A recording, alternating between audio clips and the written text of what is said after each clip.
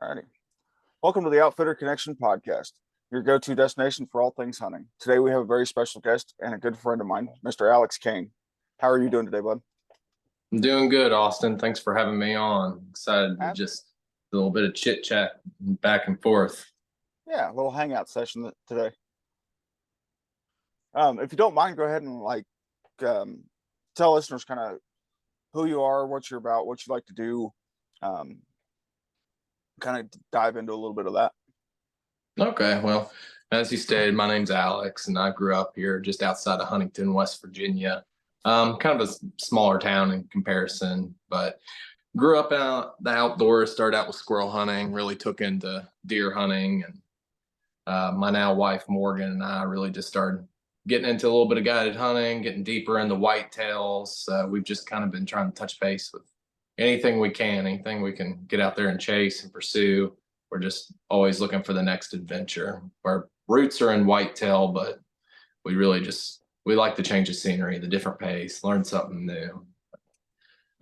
Background, work history. I'm a registered nurse locally. I do critical care. I've been doing it for about 6 years, and I got a very flexible schedule. I work 36 hours a week, so I can work like a 6 on, 8 off schedule. So that gives me a lot of time for hunting, planning trips, anything with my free time. So that's kind of a little the backstory with me. Yeah, and for the listeners out there, behind you is kind of like a 3-piece beautiful whitetail mount that you have. Those are some dandies, man. They are some good looking whitetail. Yeah, I've been very fortunate in the areas that I hunt, and I've been managed to kind of take care of the top tier of the area. So this one right here, that's about a 130-inch 8-point roundabout, and the one on the far right, that one's about 149-inch mainframe 12 with 2 kickers, so he's a 14. Just absurd mass on him. He's got 6.5-inch bases on that left side, and then the buck in the center there, that's Morgan's first buck. We killed that on her grandpa's farm. All 3 of us were out hunting, and she was the only one that got a deer that morning, so that was just really special for us. So her deer got to hang out with the big boys up there. So absolutely. How important is that to you to have your spouse also get into the hunting world, and how important is that to like kind of share that passion together? So it makes everything so much more special when you get to do it together. But just to word out to the listeners, if you can get your spouse into it, you're going to get to do so much more. I mean, your opportunities are just through the roof versus trying to explain out this vacation to go do a hunt, or I'm going to take this much time to go chase deer. I mean, it was like 2 years ago, we went to Africa and did our first safari over there and just had an amazing time. And she kind of got hooked on it. Now it's kind of turned into not so much what hunt I can book for myself, but what can 2 people do reasonably. So it takes a lot of planning. So far, we've done the safari like I spoke of, and we did an alligator hunt together, and then just our deers. And it's so much better to enjoy it with a spouse. I mean, everybody likes to go out with their buddies, but getting your wife involved is just a really cool thing. I mean, the people that know about it, they get it, but it just makes the overall experience so much better. Absolutely. And I noticed you've got like a pretty good sized collection of sheds down there in your little bucket. You do a lot of shed hunting up there as well? Oh yeah, that's kind of turned into our winter, springtime hobby. We like to just get out there, enjoy the little bit of sunshine we get for that January to March period. It seems like we have a lot of good luck with this basket. So all of our big ones around the edges are more respectable antlers, and it's filled with just little dinks down in the center. But that's a lot of work between me and my wife. We average 5 miles per antler, so you can kind of take a guess as to how absurd it is on how much time and distance it takes for us to cover all that. But yeah, we've managed to find almost all those either at one of our local hunting spots here in West Virginia or on my personal farm in Ohio. So it's kind of cool that we got the back history with all those. We're not just bouncing fields and all kinds of areas and finding sheds of deer that aren't really known to us. They're not as sentimental. That's the word I'm looking for. Right. Now, shed hunting for people that want to do it but haven't done it yet or haven't thought about really doing it, it's a heck of a way to get in shape. You're covering some Yes. ground, and especially out there where you're at, because it's not flat farm fields. It's uphill, downhill, uphill, downhill. Uphill, downhill. There's some, you got a little bit of fields, but not as much as you want. But it's it's very enlightening for the young hunter just to go out and look for these, because you kind of, you find sheds, that's where the deer are. So you kind of back it up a little bit and you figure out, hey, I'm finding antlers in this particular thicket, or you're finding them near this food source. I mean, all this stuff kind of ties together into hunting success. But back for a new person getting out there and doing it and getting in shape, yes, it's a really good time, and you get really tuned in to finding them. It's the most difficult shed antler to find is your first. After that, it starts getting a little bit easier every time. It's if I could put it into terms with anything like that I've done, it's kind of like morel mushroom hunting. Yeah. Your first one, it seems like you're never going to find it. When you finally do find it and you start looking around and you're like, oh, okay, that's where they're starting to pop up. You look around and that's where you start seeing a bunch of them. And it shed hunting's pretty similar on that front. Yeah. Yeah. One thing that you wouldn't take into account with shed hunting is weather conditions. That makes or breaks it for me some days when I go out looking for them. And I don't have much experience with morels because they're not really locally to me. I mean, you can travel 30 miles one way or another, but they're not very prominent right here. But sunny days, everybody wants to go out and hike on a sunny day, but that is the worst day to look for deer antlers. I mean, it's Really? just absurd difference. Yeah. Yeah.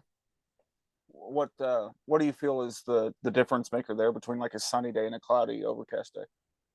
So with a sunny day, if you're in the timber like I am most of the time, if you're in fields, you can get away with it a little bit. But in this timber around here with these leaves and just branches and everything, your leaves when you dry out, they just kind of fold up and they take up a lot of volume. They just stack on top of each other.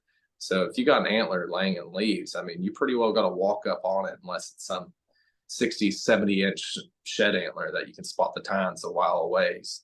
But I mean, that's not the case. I'm a 50-inch antler is a big deal around here for me. So if you're looking for little, 100-inch 8-point sides, or a 50 to 80-inch total buck, I mean, it's absurd to try to find something like that sticking up through the leaves. But you got an overcast day after some rain and those leaves absorb the moisture and they kind of flatten out.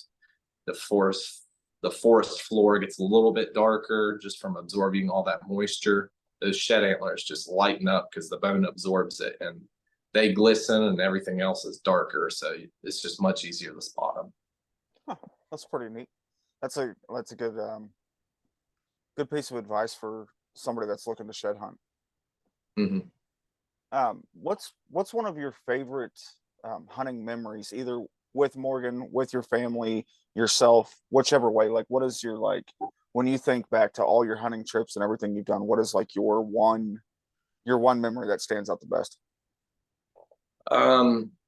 For my wife and I, it was a very important moment to be with her when she got her zebra when we went on that safari. This has been a dream animal of hers since she was a little girl, just watching the hunting show with her dad. I mean, just watching all the safaris. That was her one animal. It's before going doing anything else. Not an elk, not a moose or a goat or anything like that. She just wanted a zebra. So when we went out there and went on that safari, and there was this zebra just standing up on this dam, and the sun was shining through its mane, and it was just had this little glow all around the outline of it. And there was some giraffes in the background. I mean, it was just full Lion King feeling of just.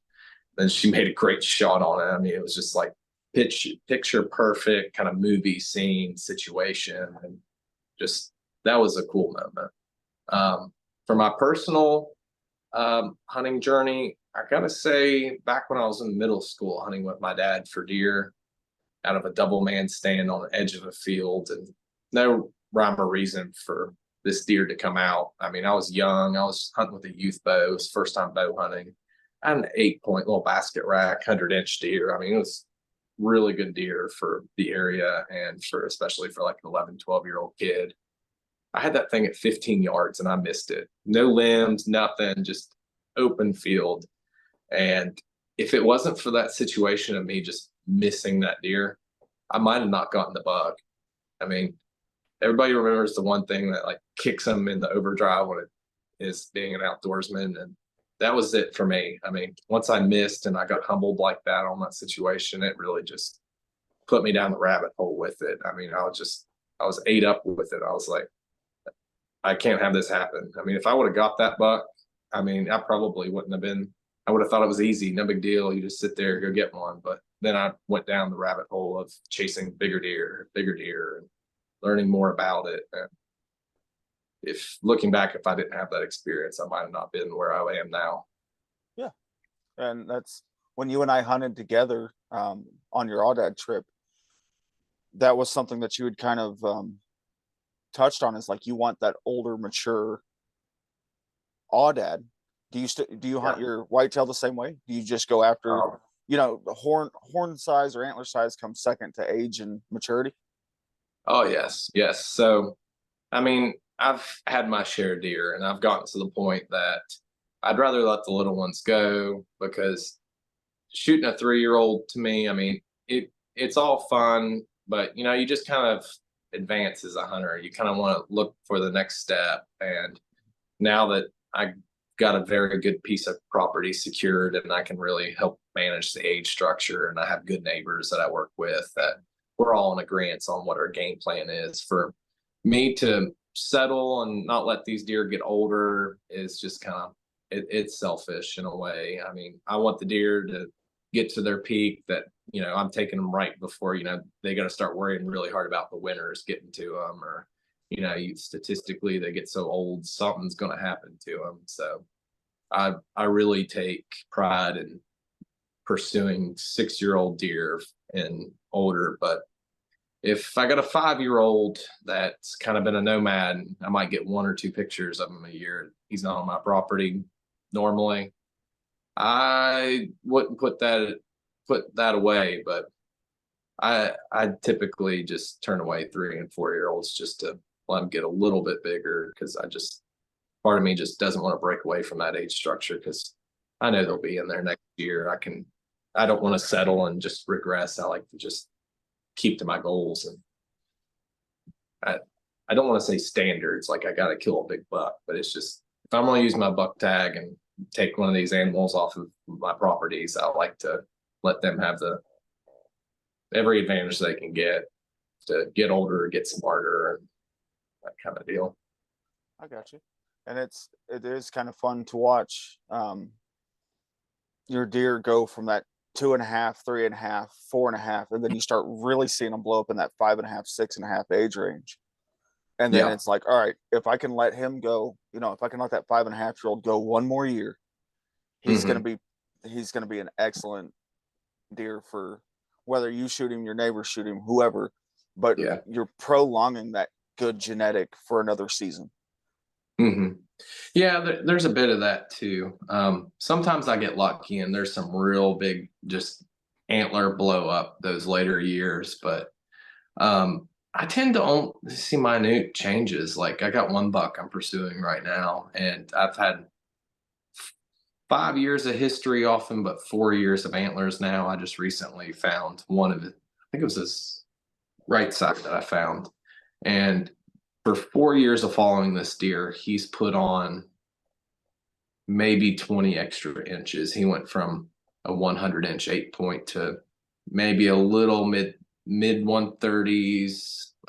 He's probably 100, 110 when I first started picking him up on camera and finding the sheds. But I mean, he's going on 6 years old now, and they just don't break out of that 130 mark very often. So, Yeah. I mean, it's one of those things you just kind of, what's in your area. Sometimes you get big 3 or 4-year-olds or a 5-year-old, but really breaking out that 130, 140 bracket, I mean, you're really getting some age or just really good genetics.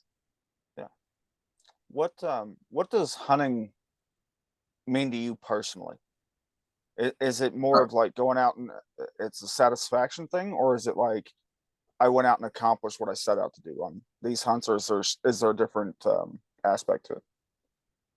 Um, well, I'm going to speak about this one and just my personal whitetail ventures. It is mental toughness because it's such a long game. You don't just get out there first sit. I mean, I typically put in 150 hours, maybe plus a year sitting and stand, mornings, afternoons, evenings.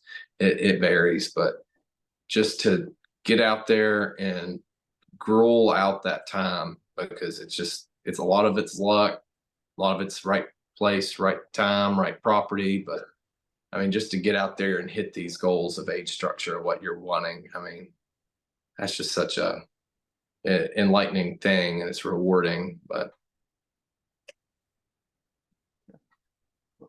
It's just everybody's got like that different thing that hunting does for them. It's whenever I go out and go into the mountains here in West Texas, I just want to grind it out and see them do something they've never done before. Whether there's a harvest at the end of it or not, it's like I just want to see those animals where they're most comfortable, where it's second nature to them to be there, because the Aoudad are not, you know, they're not originally from here; they're imported in. yeah, But it's always neat just to see like what changes those animals' pattern, whether it's yeah, human interference, whether it's a coyote walkthrough or whatever. And the more I'm in the field, the more I learn, and the more I learn, the more it's like, okay, I want to go back and do it again. I want to go back and do it again, and just keep kind of rolling into it. yeah. And your situation is so cool because you cover so much more ground. You really get to see how they work the environment, how just they can move to a different vegetation in a different area. And I mean, just trying to relocate them in that just vastness that you cover it. That would be really cool just to spend the time like you do out there and seeing how the herd moves through and how they can just adapt to different stuff. Say the cactus numbers weren't what they supposed to, whatever inclement weather can happen, and then all of a sudden your hot spot's just dead because you can hunt those year round. So just the way that they hunted last year doesn't mean that you got that vegetation or something in the future. You got to move around. And it's more than just like the 200 acres I'm covering. You're covering thousands of acres, seeing how they move, and it's cool. The one of the key things that I found this year was the spring in between that big valley. It had completely dried up this year. Last year it was full of water. The year before it was full of water. This year it was just bone dry. And I used to go through that spring and like looking all over for tracks, for sign, for okay, did they move through here last night? Because if I can find if they've moved it in an area that night or that morning, I can usually get somebody on those sheep that day. But with that spring being gone, it's like, oh, well, we're going to be covering some miles today. Yeah. And it's not for the weak. That is tough covering those miles up there. It is steep, it is rocky, it's unforgiving. Yeah. I mean, we made the move on that first group of sheep that you saw. We were over on one mesa and dropped down and all the way back up over the top and to them. And it took us 45 minutes, where it's taken me with clients a couple hours to make that trek. Yeah. You definitely got to be ready for that. There is no skimping out on the exercising, prepping for that, hitting the Stairmaster, doing the weighted packs. I mean, you really got to be able to move, because when them sheep are 1,000 yards away, they're not waiting around knowing you're coming. You got to be able to move and get on them quicker than they can move out of the area. Yeah. When you were on that hunt with me, have you ever seen anything like that, where we went down, came up, we glassed those sheep up and we knew there was a bunch, but once we crested that top and got set up and we're watching them, have you ever seen anything like that in your life, where there's like 200 sheep, there's no shortage of a shooter in there? No, I mean, that was so surreal to look on that many animals at that distance. I mean, you can really see out there. I mean, couldn't believe that we're looking across a canyon and it's 600 to 1,000 yards away, and how many were there. I mean, we were having a hard time just communicating on which ram we were looking at, because when you say, yeah, the dark ram by the cactus, it's hard to navigate through it. I mean, it was just absurd. I mean, you're picturing that and you're like, this ain't real to see this many sheep at once and try to work through them all and decide what's best and come up with a plan. And even coming up the plan was so difficult, because I mean, how do you get around 200 sets of eyes and getting that right distance when Yeah. they can see so far, and we can hear them 600 yards away just moving rocks around as they walk, let alone us trying to sneak up in the preferred shooting range. Yeah. What was there anything that you were able to overlay from your deer hunting experience to that sheep hunt? Um, Any tactics or anything like that? I felt like having a good knowledge of thermals really kind of was helpful with that situation, just with knowing how we need to press our time. I mean, when we were on those 200 sheep, we were there midday and all our thermals were rising. I mean, it was like 20, 30 degrees when we started our morning, and it got up to 60, 70. So we're sitting on the edge of this mesa over a huge canyon there. And I wasn't too worried about them winding us. We had the wind in our face and our thermals were rising at that point. So, good attention to the thermals in my area is really big. And coming out there in that vastness, I knew that, we had some time. They weren't going to booger out from our scent unless our wind switches. And even though they're so low below us, they weren't going to get our thermals as everything was heating up like that. So we had time to really put a good game plan together. I mean, if it was getting towards dark and I knew our scent was going to be dropping as those thermals are going down, as everything's cooling off, I would have known, hey, we got to rush. And if you say it's time to take your shot, kind of knew what was going to happen. It was either they were going to booger out of there or we were going to take a shot. So that was kind of the biggest thing I was able to bring into it, was just a little bit better knowledge of timing stuff by the time of the day. Yeah. What kind of rolling out of that sheep hunting into your regular routine of hunting, what piece of gear is like that one piece of gear that you always grab? Like, it doesn't matter what you're hunting, where you're going, you just got this one solid piece of gear that it's like, I cannot leave home without this.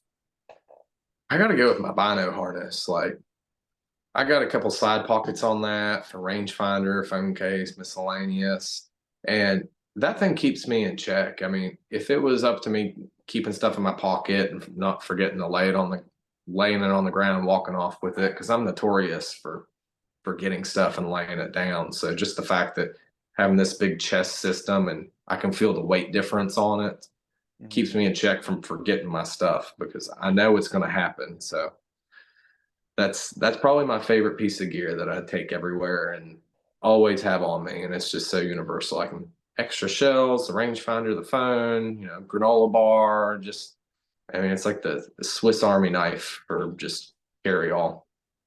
Yeah, and that's what I kind of like about mine too, is because it's got the molly straps, it's got the pockets, it's got the pistol holster in the back, the big pocket for the binos, and then the rangefinder pocket, spots to clip and unclip stuff. Mm-hmm. It can be, that bino harness can be overbearing, but once you learn, like, okay, I've got this and this in my left pocket, I've got this and this in my right pocket, I've got my gloves and my inReach clipped on my right side, I've got my wallet tucked in the back,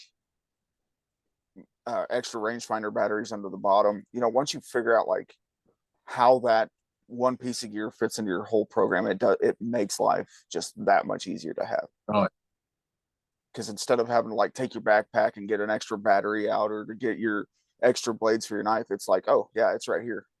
Here you go. yeah. And it keeps it simple too, because I mean, if you got to drop and move on an animal, if you really can't have it in a chest system for your bino harness and all that, you probably don't need it just for a quick move. Right. I mean, that way you're not just trying to bring extra stuff you don't need. Because I'm not talking like a couple hour stalk. I mean, you got to drop and move like your shots in the next 20 minutes. You don't need all that junk in your backpack. You need just simplicity right here. I mean, even just having a knife in it might be a little too much because you're going to go back and get your pack if you get something. So just the bare necessities you need to make a shot, you're organizing in there with maybe a few little extras, but I think it's just an ideal piece of gear for anybody that's going out. And those bino harnesses, once you find the one that works best for you, it's great because I'll take mine from the mountains and I'll go guide, axis or scimitar or fallow, and I don't have to change anything. It's all, I know where everything's Yeah. at. It's all right there. It's universal for every hunting scenario that I find myself in, and that's what I love about mine. And you feel the same way about yours. You can take it, Oh yeah. go scout, or you can go take it to go look for turkeys or go deer hunt. Yeah. And one thing for the listeners is there's no perfect one. You're looking for what you can give the least amount with. Yep. It doesn't matter the one you have, there's going to be at least one or two problems with it. Yep. And that's a lot of people get hung up on the gear, especially with so many premium brands being a thing now. You got diehard Sitka guys, you got diehard Kuiu guys, diehard Badlands, name your brand, whatever, name your choice of brand. But what I found is there's not one specific brand that has everything I need. So I kind of mix and match based on like what I think we're going to end up in that day. Yeah. Yeah. That's really realistic because it's personal preference. For And sure. I mean, it could even just get down to if you're a Sitka guy and you might just not like how their one shirt texture is. I mean, it could just, you got to be versatile with the stuff. Take what works. Don't be the brand guy because brands don't kill animals. What works for you does. Yep. And the sad thing is too is most of these brands really don't care about on the consumer end. They're, as long as you're buying their product, that's the end of the transaction. They're happy. They got their sale off of you that day, and that's all that counts. It's hard to find brands that really have that like customer care. You get more of it in the premium brands than you do, like you're not going to call Mossy Oak and call them and ask them for a warranty on a pair of pants that you bought at Walmart. It's not going to happen. They're going to say, you spent $14 on that. Go spend $14 again. At least with these premium brands, you can call them with warranty issues. You pop a zip or pop a stitch or whatever, and they'll be like, yeah, no problem. Send it back in. We'll send you a new one. And that's where the value is definitely there for the premium brands, but it's a big chunk to chew off for a lot of people. Yeah. But I mean, I think of it, a lot of it's too, is you got to buy what's really for what you're doing.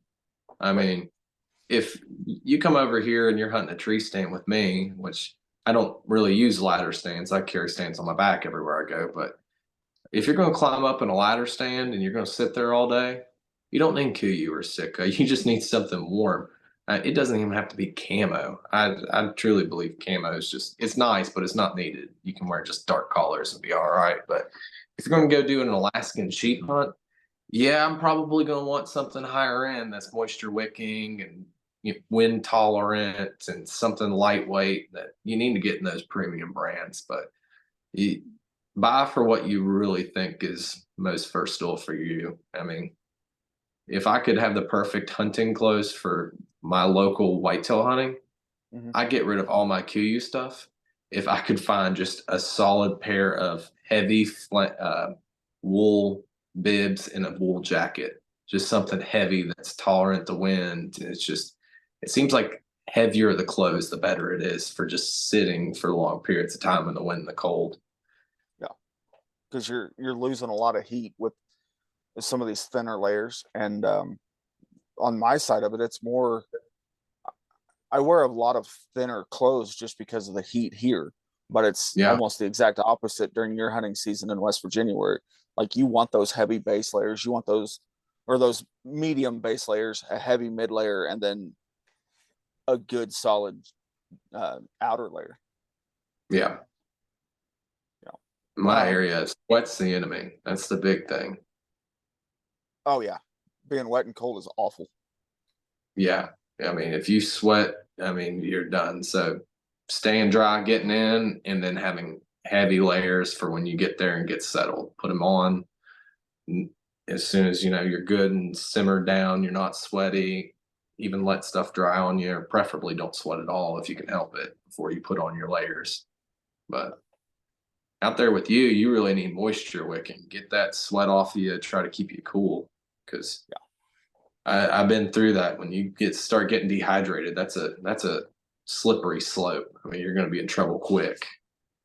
Yeah, the dehydration out there happens fast.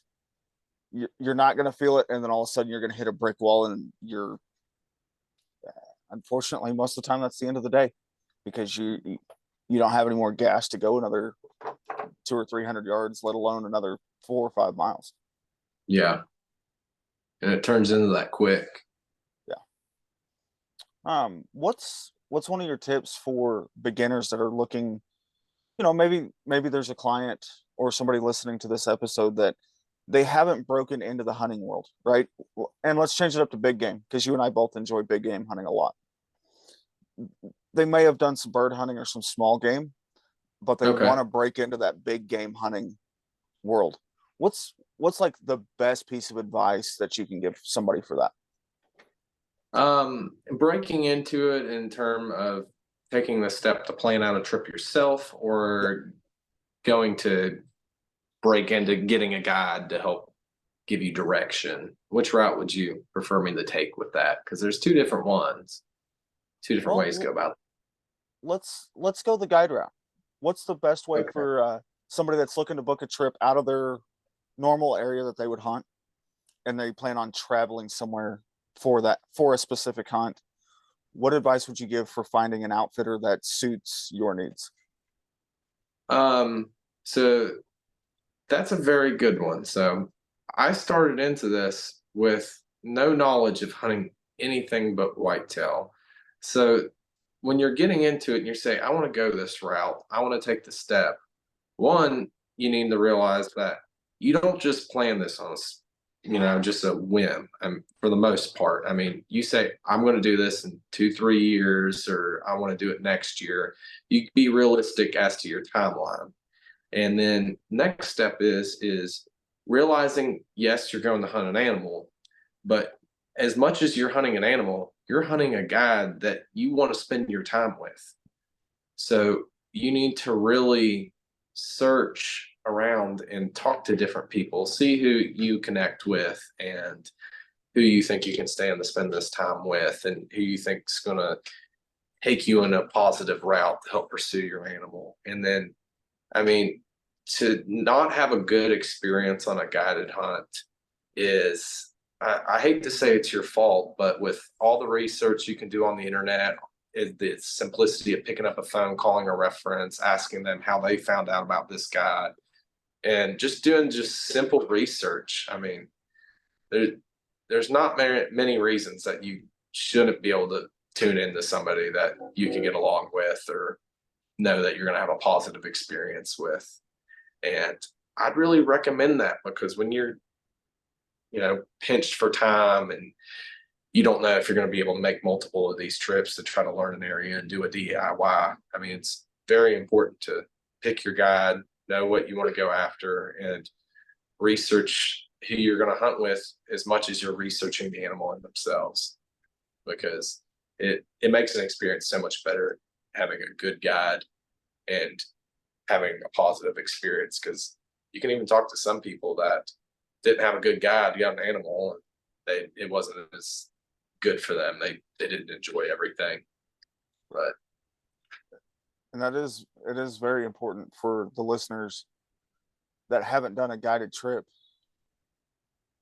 And like you said, you should spend as much time researching your guide as you do the animal you're going to chase, yeah, because it's the world of the internet. You can tell people that, oh, we kill 100 sheep a year and they're all 35 inches or better. Well, yeah. ask that guide, or pick whatever animal. I use sheep because that's my Hmm. forte. But ask that guide for 10 references or 5 references. Call those references, and like you were saying, and ask them, how was your experience? How was your trip? Did you have fun? What was his or her personality like? Um, what was your success? Did you have any success? Were you seeing plenty of animals to chase, or was it just kind of like throwing it into the wind and seeing what stuck? I'll tell you another thing with, I never thought it was feasible planning the guided hunts that I've done and everything. But I mean, when you break it down and you look at doing your first DIY trip yourself and all just the little things that add up, you think you're really coming out ahead, unless you're just that diehard guy that's you need to get out there and, you know, gut it out yourself just to have any kind of thrill with the situation. And I get that, but if you're really wanting to dip your feet into these new animals or this Western style of hunting or just anything different, I mean, yes, it's more expensive for a guide, but you're also gaining knowledge. Just because you did one guide, it doesn't mean that you didn't get your feet in the door to know what you're going to do to plan your future trips. It's just kind of helping speed up the learning curve that you might pick up stuff from this hunt. So Right. neither And way is wrong. that's one of like my biggest tips that I preach a lot about is like, don't guide your guide. You wouldn't, Mhm.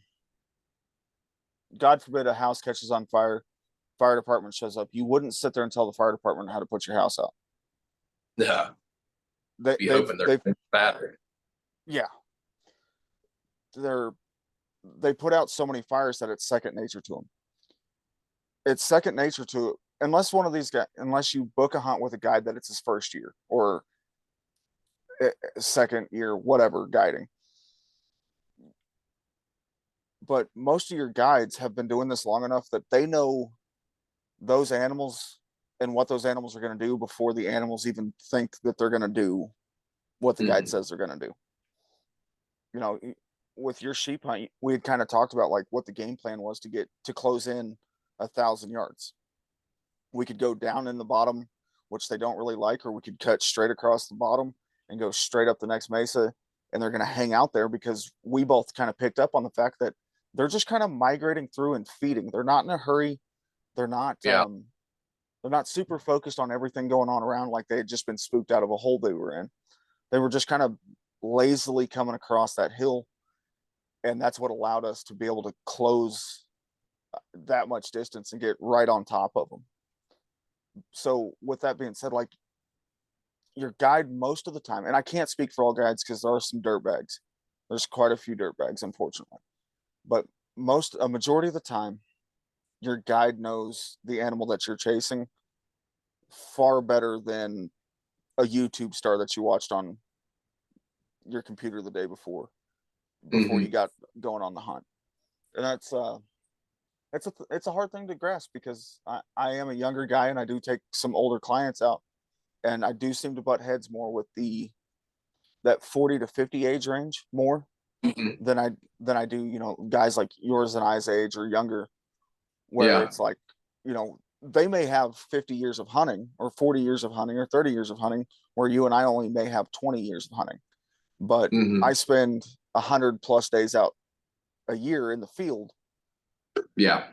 You're coming, not necessarily you, but some of these clients are coming out for their first time ever to that area, or seeing their first time ever seeing a sheep, and Hmm. somehow they've got it in their mind that they know more about the sheep than I do. And Yeah. it's not saying that I know everything about the sheep, but I spend a lot of time with them. I know I can look at a sheep and just based on what the Century U's doing, where that herd's going to go, if it's even worth chasing or not. Hmm. Yeah, age discrepancy uh, is a big thing, and it spans so many different topics, and it's so hard to get that across to people that you spend this much time, or you've been doing it this many years, and might be a younger guy, but it's hard to deal with the older clientele. I mean, I have that in my own workplace. I've been in critical care now 6 years, and I can be training somebody that's a new grad in their 40s, and I can have patients that'll question me when I'm teaching the older person how to do it. Right. So I know exactly what you mean with just it can get frustrating with stuff like that. It's like, sit down, shut up. I know what I'm doing. Yeah. That's the reason you contacted me and paid me to go do this. Hmm. If and this is I don't know, I might end up cutting this part out because this is going to come across real arrogant. But you paid me for my expertise. Let me do my job. Yeah. You're not there to think. You're there to gut it out and be guided. That's the part of having a guide. Right. Otherwise, I mean, it's simple. I don't know why people want to overcomplicate that. I mean, you can compare and contrast ideas and be like, "Hey, man, that rock looks kind of steep. I don't know if I can climb it. Can we go around this way? That's reasonable, but don't argue the other stuff." You know what I mean? Yeah.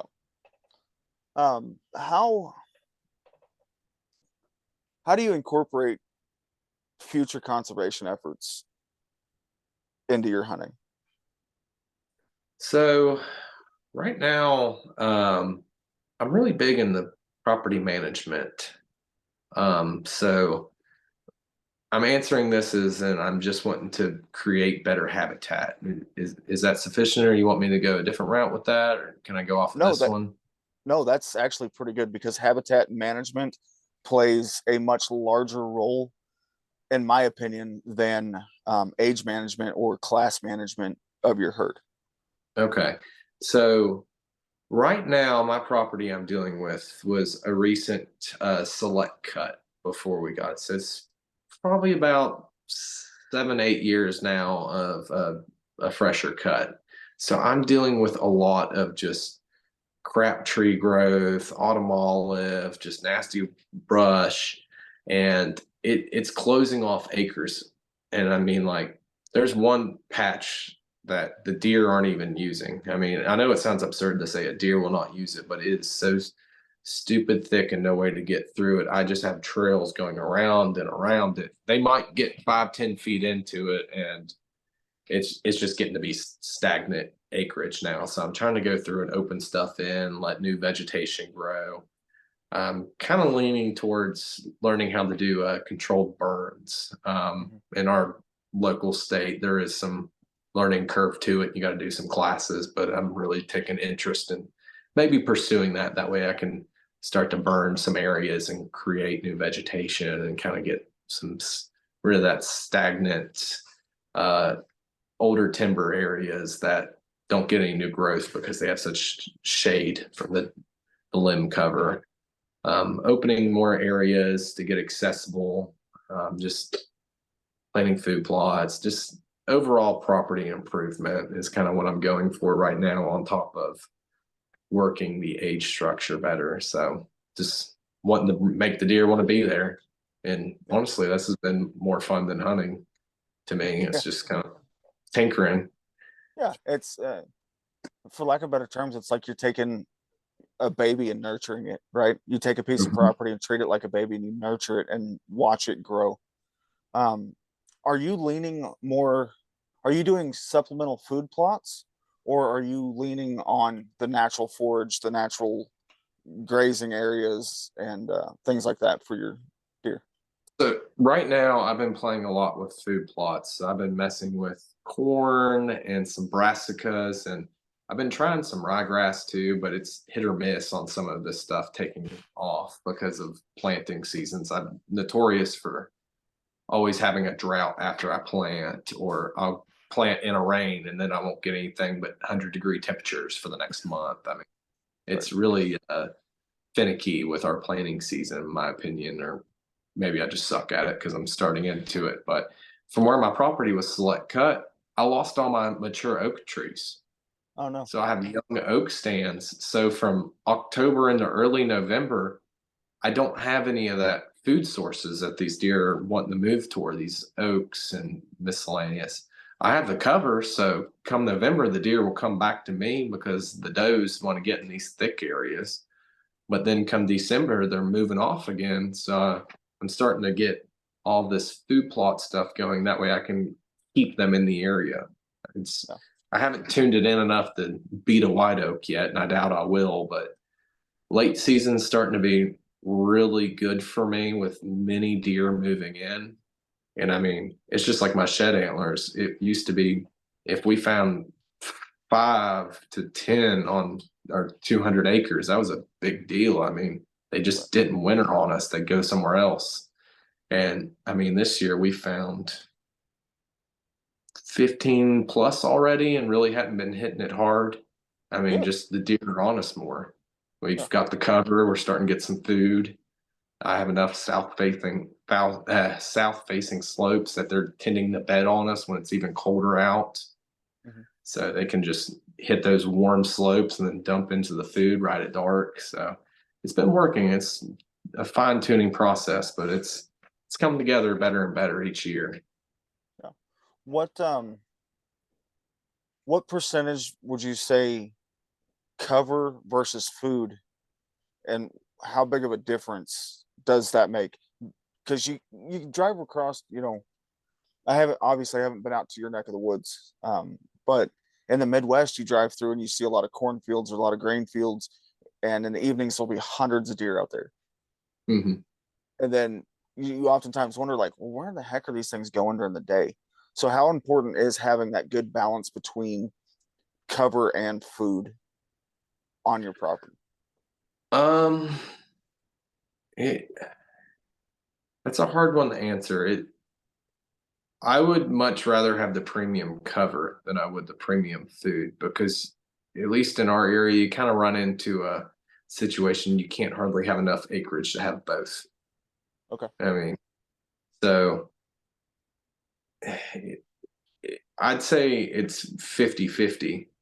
I mean, with cover to food, because I mean, everybody wants their kitchen and bedroom in the same house, you know, don't Right. have to go too far for it, but um, you can have the best food plots, you can have the best protein, the best mineral sites, you can have the golden corral of food plots. But if you don't have the cover they're looking for to feel secure, that don't mean nothing. You're just going to get nighttime pictures. Mhm. But then if you got the cover, then you're trying to get them to come out of that cover. It can be hard too. So more than likely, you'll get more deer just having cover than you will food. But then rather than having a nice food plot they come into every evening, you're trying to hunt them in their bedding area, and you might only get a couple hunts out of it before they wise up and stay out of there. Right. So success How? wise, I'd rather have cover, I think. Oh yeah, I got you. How important is having trail cameras out? Like, do you run a wide array, or do you have, maybe five or six or something like that on your property? And how important is that for collecting data of, like, knowing, okay, this deer is killable or this buck is not? I'd say it's really important if you want to pattern one buck. Some of these guys are fanatics and they want to run 20 cell phone cameras on one deer. And I'm just kind of getting to the point that we're we have too much technology and it's taking the fun out of it. I'm obsessing over it too much. And I think I'm getting away from my hunting roots. So I to be successful, multiple cameras make a big difference, routinely checking them and hunting the prime times. I mean, these guys that can say a deer daylighted 3 days in a row and they're going out on the fourth with the same weather conditions. I mean, that's getting people big deer. But to me, I'm kind of it's losing its luster just focusing on cameras every day. I'm just Yeah. I mean, our dads and grandpas, they did it without cameras and they were moderately yeah. successful. Obviously that was 20, 30 years ago, Mhm. but I feel while there are more big deer getting killed now, the stories of back then of somebody shooting, 180 class deer really kind of made the headlines, just Yeah. because they may have seen that deer out in the field while they were tilling the ground or while they were working the land or whatever, but Hmm. they didn't have, like, oh, I've had this deer on camera every 4 days for the last 3 years, and he showed up one day. And they don't have that history that, we may have with whitetail. But Hmm. whenever they shot that deer, it definitely made more of an impact, in my opinion, than these guys that Yeah. are out. Not saying that there's anything wrong with killing like a 200-inch free range whitetail, right? But it seems like those guys, it brought so much more excitement and enjoyment, because Yeah. it didn't feel like it was work. They were just out hunting to hunt, and that big buck happened to show up. Yeah. And I don't know. That's just kind of what I'm leaning towards doing in the future. Just get away from the cameras and just seeing what happens. Yeah, bringing old school back. Uh, yeah, I used to run like 20 regular cameras. Like I love those Walmart Tascos. They were my favorite Hmm. camera. Like they were like $30. They took great photos and videos. And I had them on every corner, just moving around, trying to learn how the deer were using the areas. And I just love checking the cameras. And it still felt like I was like trying to learn to hunt by doing that because I didn't have them right to my phone. I had to check the cards and go in and look at the sign and whatnot. And then I dropped down to 5 cell phone cameras, and I've been running those in kind of like my rut areas. I usually just put them in rut funnels, and then I just wait for things to heat up and get them moving through those areas. And then that's when I start hunting heavily. But now I'm using them and I'm just obsessing over them too much, and it's taken away. I'm like, well, a deer that would have made me happy a couple years ago, I now know about this new one. Now I'm like, and you're back and forth, and I'm just getting too obsessive with it. And I think this year I might just do no cameras. I'm really leaning towards it because I can kind of field judge one now. I've been doing it long enough to say, all right, this has got the body characteristics of what I'm after. And then just not worrying about what else is there, just going out, looking for something of that age class and calling it a day and not getting caught up with the 150 I might have got one picture of an entire year and be more content with the 135-inch 6-year old. Right. Yeah, and That it's versus no, go ahead. you window shop too much when you get trail cameras and you get fixated on it and just kind of ruining it for me. Yeah, and like you said, it you do lean on them, not just you, but other people. They lean on them really, really hard, where it's like it almost takes it damn near takes the fun out of it. Unfortunately, Mhm. it, and don't get me wrong, it's cool to see those bucks in the summer when they're in velvet. And you're like, oh man, I wonder what he's going to look like in another 2 or 3 months. But yeah, I think, and it's funny because if you and I feel that way about trail cameras for deer hunting, we're not the only ones. There's probably Yeah. hundreds of people out there listening, or Mhm. hopefully they're listening to this, and they're like, I have been obsessing over my trail cameras. Let's just turn them off for a year. Let's just go. Yeah. Let's make the hunting world fun again, where it's like, hey, as long as he's big and mature, big bodied, mature deer, it's good enough for me. Yeah. I'll tell you one thing that's really been kind of getting my attention more and more because you can know what a rub is, you can know scrapes, you can run cameras and pattern a deer, but that's not true woodsmanship. I mean, I still can't really look at a buck track and tell you whether it's, a 2, 3, 4-year old deer or if I'm at like the 7-year old range, just an absurd deer track. Like I'm starting to get better at it and kind of being able to judge them, be like, oh, this is a good deer. Yeah, this makes sense. This is the solo trail into the worst kind of bedding area, isolated, far away from does, just all your standard stuff that comes with buck bedding. But I really don't have that good of woodsmanship yet to look at a terrain feature and be like, all right, they're crossing through here. I'm good, and I've been lucky on my property. I've hunted for 10 years, 15 years, but I don't know, just the more you hunt one area and you get stagnant with it, and what's the word I'm looking for? Um, golly, I'm complacent. I get very complacent with my place.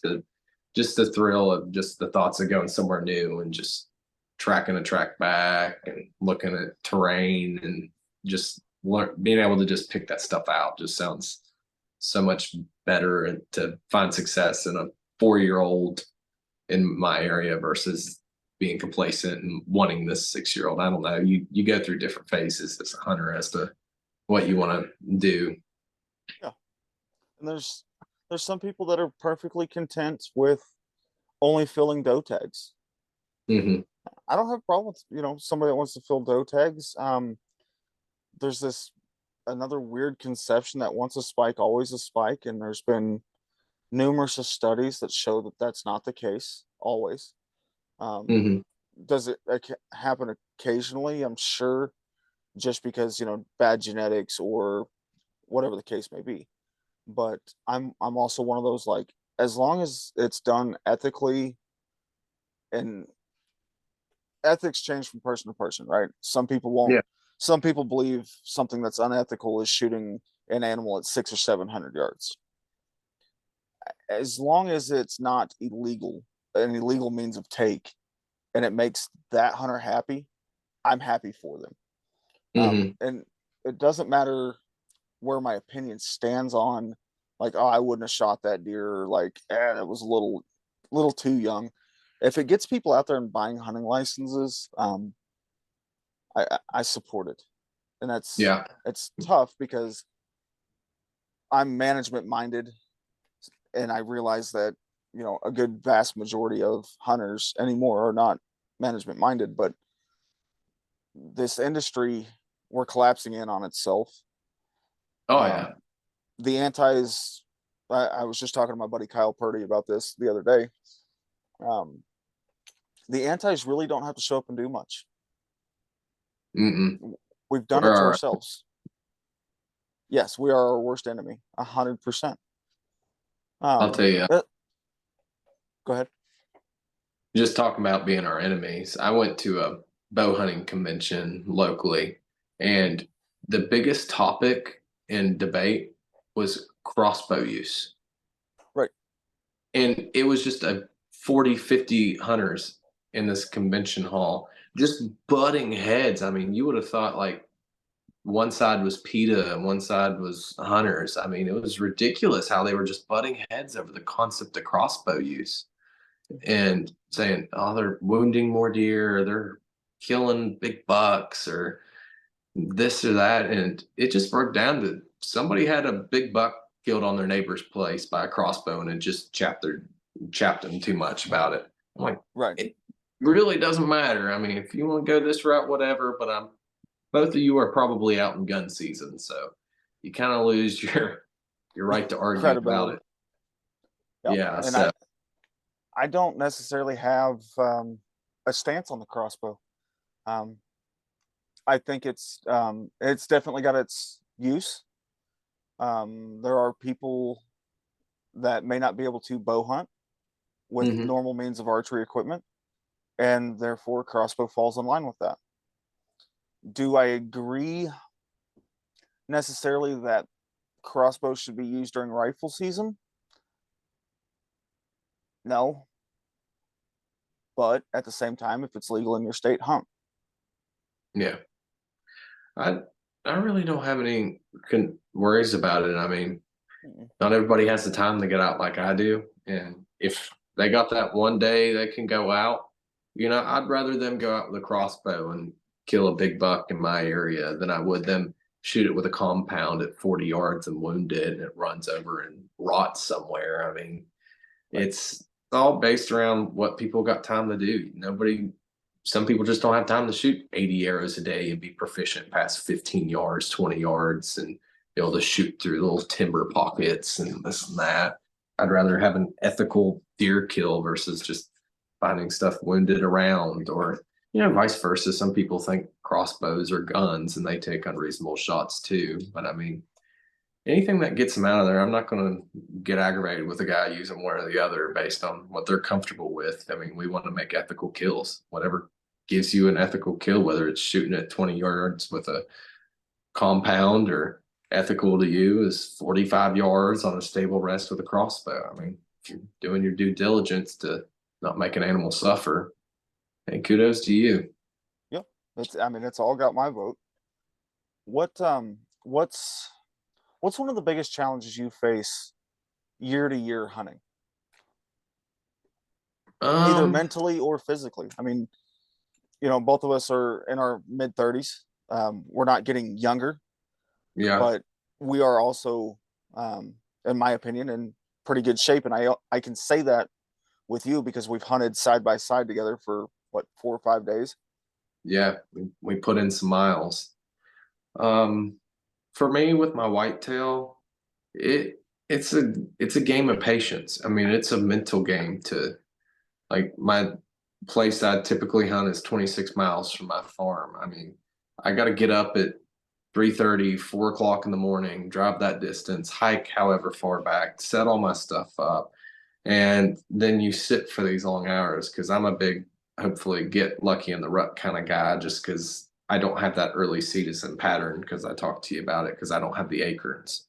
Mhm. Me patterning something in October really doesn't happen just because of limitations, my food sources. So I wait and I get in cruising areas. And when I get in a cruising area, I'm in the long haul. There's not taking naps. I mean, you got one couple second chance. I mean, I might see one of my target age range bucks twice in a year. So, Yeah. I mean, you got to think if I'm out there 150, 200 hours of just getting up every morning, going out there, coming home late, sitting in a stand 6 hours. I mean, it wears on you, and it's mentally tough. And just going in, just having the mindset to get up, get after it. This could be it. You don't need doesn't take many seconds to make a shot. And you say, there it is, here's my shot. You gotta go. And just gut it out until it happens. And sometimes it does, sometimes it doesn't. Yeah.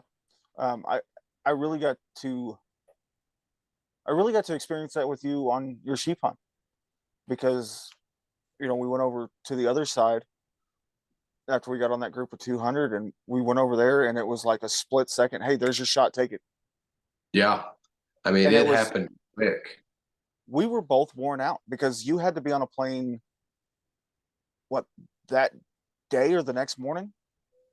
So we killed on a Friday and I had to fly out on a Saturday at like when I needed to be at the airport at noon. Mhm. And we were 6, 8 hours from the airport. I mean, we were up all day and all night getting back in time. Yeah. And it literally came down to just that moment of fourth quarter, last minute. We were really pushing time. Yeah, If we yeah, would we have hit, were. I think if we would have hit any kind of traffic or had any hiccups on that travel, you very well could have missed your flight. Yeah, it was definitely pushing it for us. I mean, you were a champ. You drove all freaking night, and I know you were just as tired as I were. I mean, as I was, but I mean, we got back to camp and packed up at 11:30, and you just cannonball runned it. I mean, you we stopped at a truck stop at 5:30 in the morning and took a little power nap and finished it out into San Antonio. But I think your hunt out there with me was it ranks very high of, and I'm not just saying this because you're here. You can ask anybody I've talked to. Your photo is typically one of the very first ones I show people whenever I talk about hunting out there. Your hunt was just, it was a relief to have somebody like you out there grinding it out, and there was no quit to either one of us. No, And that's, we were you can just apply we were that racing to, each other to the top. oh yeah, it was like who can put eyes on the most sheep right now? Let's go. Yeah, yeah, And and it's a relief to have somebody that's back to putting in the grind, right? It's a relief to have somebody that is just as driven as the guide to go do mhm, that. And obviously, you have a whole lot more um, investment into that hunt than I do, right? That's something I do yeah, every year from September to March. You have a 3 or 4 day slot to get this hunt done. yeah, You have airfare, you have the cost of the hunt and all the gear and and everything just to make it to that hunt, and then yeah, it's a testament to having a client that works well with a guide. yeah, and you can't go out there and just not put in the effort. I mean, just like you said, it's a big investment to go in these hunts, and if like you told me, and we talked several times before I got out there about what your expectations were for me physically.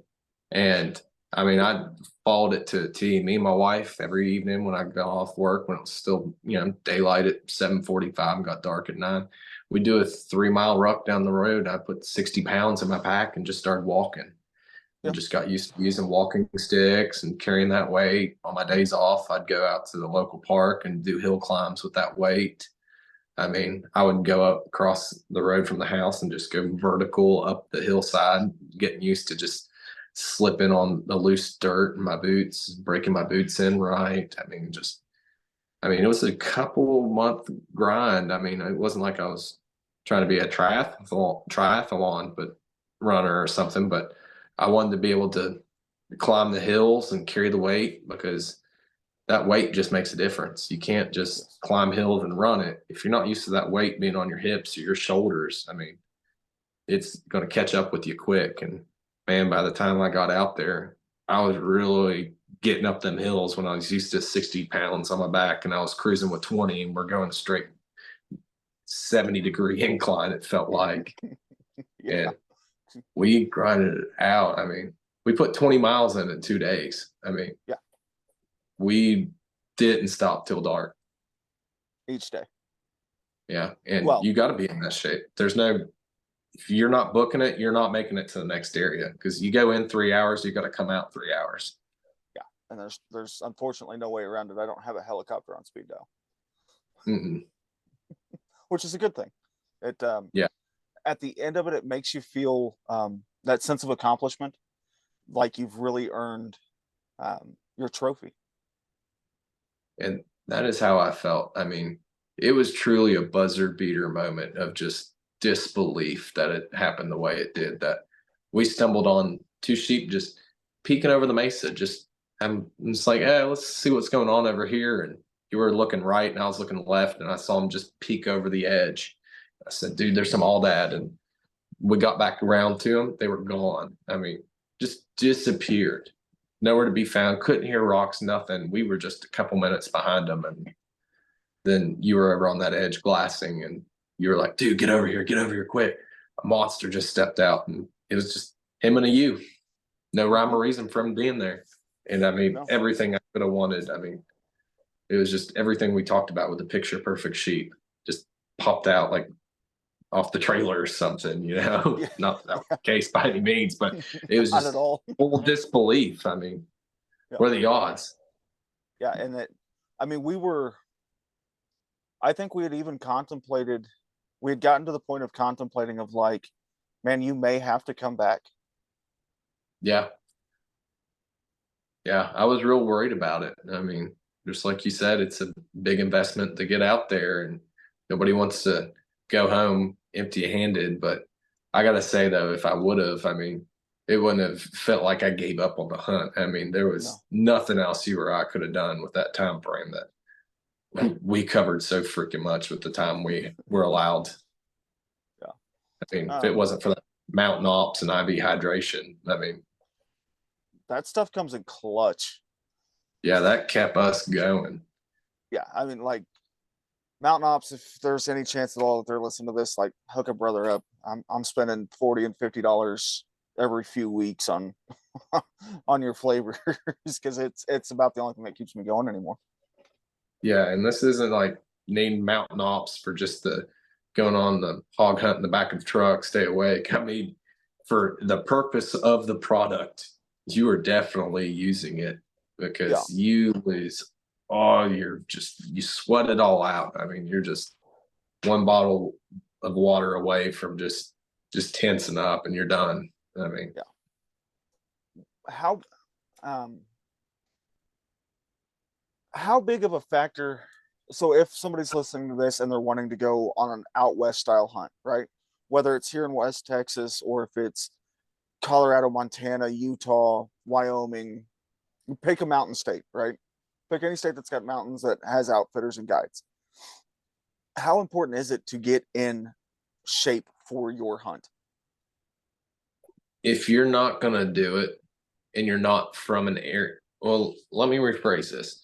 If you're not active and you want to do this, and you don't foresee you needing to be physically in shape for this, just don't even bother wasting anybody's time, yours or your guides, because you are going to get destroyed.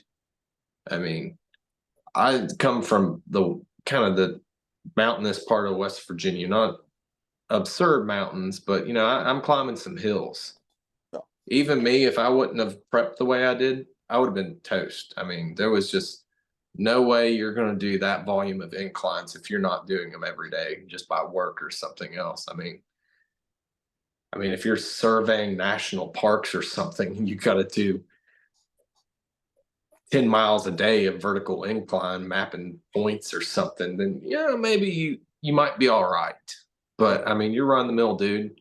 If you're gonna book a hunt like this, you better be 6 months out getting prepped for it. I mean, especially if you're a flatland guy, because you got to use muscles you don't know you have. And if you're not constantly on mountains, you're gonna learn about it really quick. Because I mean, when you get your heart rate up and you're not used to climbing that stuff, it's not just a couple minutes when you get winded to get back out on your feet. I mean, you can be down for 15, 20 minutes getting your breath and getting your heart rate down that you can make the climb again. I mean, when you push over that edge, it's hard to come back real quick, especially doing Especially, that. yeah, especially when you're grabbing, and this, it might be an exaggeration, but I really don't feel it is. When you're grabbing between 50 and 100 feet of elevation gain every push, and these pushes might only be 50 to 100 yards, Yeah. you're getting gassed out just because. Mhm. And it's not an elevation deal, right? The places that I hunt, we're not up there where elevation sickness is even on the radar, but it's not a slow gradual wheelchair ramp climb up to something. You're going and you're in the bottom, and then it's just straight up, like you were saying Yeah. earlier, it's dang near a 70-degree incline on some of it. Hmm. And then you got to think, if you're on a 5 day hunt and you want to climb like the hill that, well, the mountain we climbed, Mhm. we did it in 45 minutes. And how much elevation gain was that in 45 minutes? We dropped down probably 60 to 70 feet to the bottom of elevation, and then we went back up from 2,800 to 4,000. Yeah. And we covered 1,200 feet of elevation in 45 minutes. I mean, we gunned it up there. If that takes you 3, 4 hours, you only have maybe 10 hours of daylight. Mhm. I mean, you got 2 hours of hunt time then before you got to start making your way back if you wanted to be out at dark. I mean, if you want to hunt till dark and then you're out there till midnight making your way back, I mean, you got to think about that. I mean, and that was just 1,200 feet. What if you're out west and you say, all right, I got to make 5,000 feet elevation gain to get to the next spot to start cruising out the ridge or something absurd like that? I mean, you've got to be able to maximize your time for while you're out there. I mean, if you're slacking on that, you're going to be slacking on game. And if you show up behind the curve or behind the cue ball or off the cue ball out there, you are constantly playing catch up, because every minute, and I know like we took a couple breaks going up that 1,200-foot climb, right? But we Mm-hmm. were we were cruising in a manner where it could have taken us an hour and a half to get up there, and we still had plenty of time. That's not Oh, always the case. But if it would have taken us an hour and a half, the rest of the day would have been spent like, okay, we've got to get here, we've got to get there, we've got to get there, we've got to get there. You and I, we made that ascent and we got to that top, and I was like, dude, I cannot believe, you know, I don't remember the exact times, but it was like we left point A at 11:30 and we were on top of point B by 12:15. yeah. And it was just like, holy smokes, dude, I cannot believe we just made that climb. Like I've never had a client that was that good of shape. Yeah. And it showed me like, even I was struggling, but it was like, all right, 5 minute hydration break, let's roll. And Hmm. just kept plugging at it. And I tell a lot of people, how do you eat an elephant? One bite at a time. That's the same way you climb a mountain. You Yeah. go 15, 20, 30 yards, you stop, you catch your breath, you go 15, 20, 30 yards, you stop, you catch your breath, and you just keep going until you hit that top. And once you're on the top, it's smooth sailing. Hmm. Um, And I feel like, just from a client perspective, if you're out here, you're doing this, and you worked all the hours to be able to do a trip like this. You looked through all these outfits, finally picked the one you want to do. This is your time to shine. You ought to be out there with your guide, and hopefully just maybe one step ahead, because he's done this every week for weeks on end. You you're in great shape, but you know, you don't have the motivation the guy that's going out on his dream hunt. And, Right. and that's how it ought to be. I mean, you ought to be out there. Just you got that grit just because you hadn't been beat down from doing it week after week.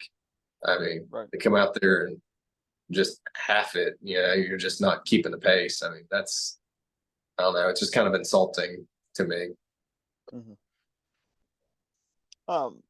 Kind of a lighter hearted question. Out of the places that you've hunted, or maybe trips that you have planned in the future, or places that you're going to go in the future to go hunt, what is like that bucket list place to hunt, and what would that animal look like? Ooh, um, I'm really big on a mountain goat right now. Yeah. Right. That has been my thing. I think they are just such cool animals.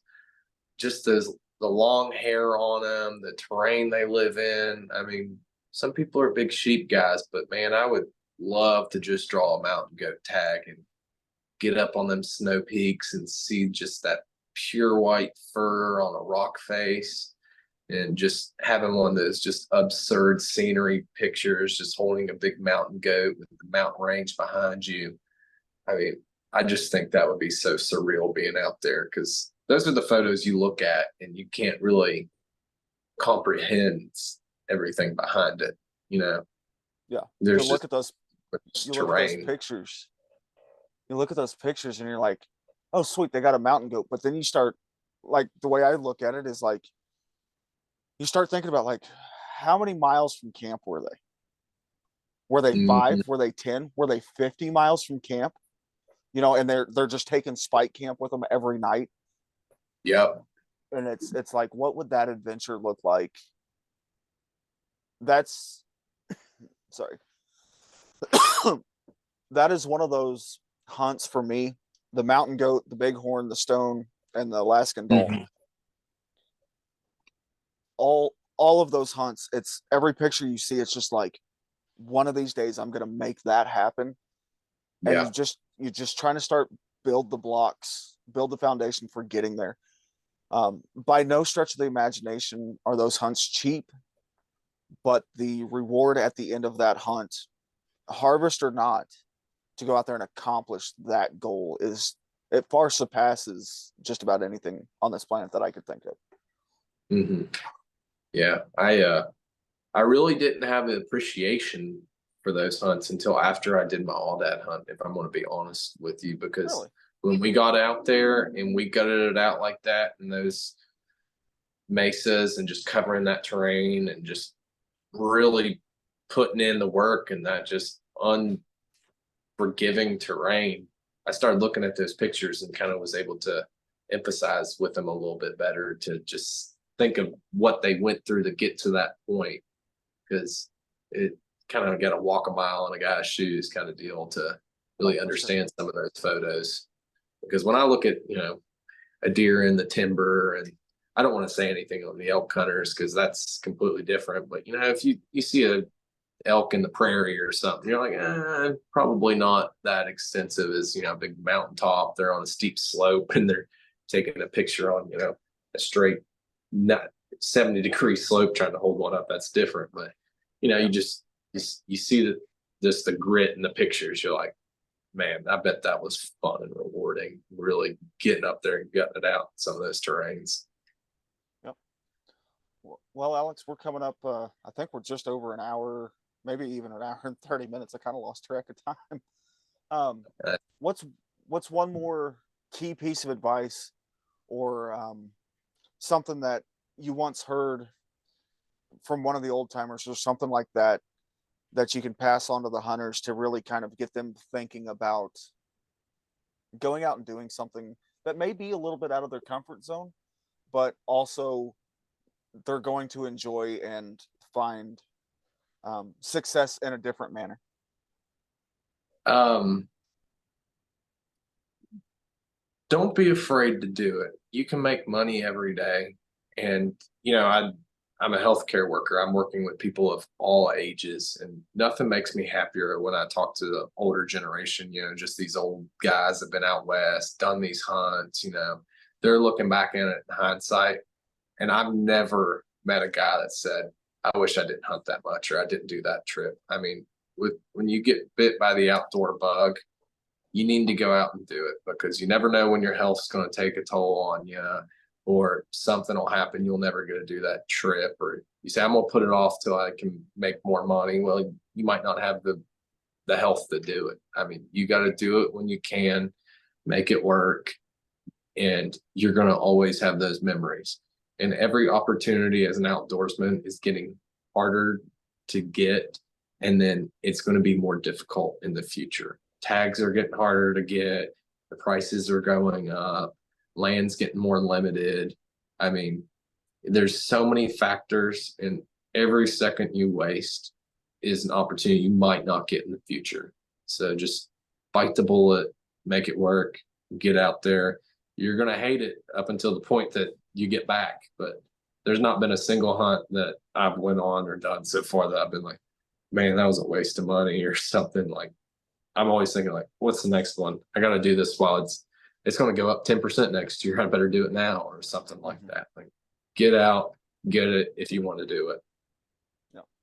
And kind of my closing thought on this, we did talk a lot about guide client relationships, right? Mm-hmm. Before your hunt with me, we didn't know each other. We had never interacted together. Nope. Your hunt has now been, what was that, the first part of November? Yeah, November 1st to the 4th. And this will air in May. So by the point that this airs, even after the hunt, we have maintained a friendship.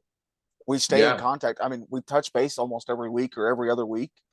And I hope we get to go hunt again together, whether it's me guiding you or, if I come to West Virginia, we go turkey hunt or whitetail hunt, or, our friendship is more than just a client guide relationship. And I think a lot of people should be seeking that when they go to book a guide or an outfitter.